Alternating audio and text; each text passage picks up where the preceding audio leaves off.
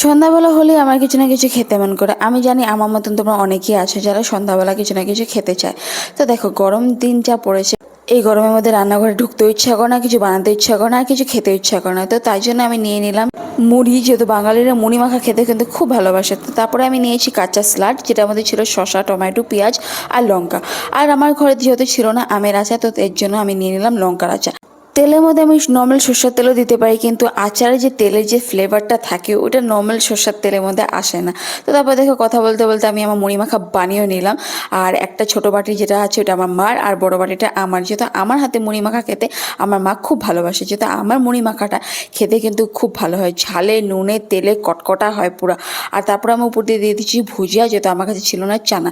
আর মুড়ি মাখা আমার কেন জানি ভুজিয়া দিয়ে খেতে বেশি ভালো লাগে। আর তার সাথে লঙ্কা দিব, নুন দিব, তেল দিয়ে মাখবো টেস্টি করে, খেতে কিন্তু খুবই মজা লাগে। তো তোমরা এরকমভাবে বানিয়ে অবশ্যই ট্রাই করে খেতে পারো।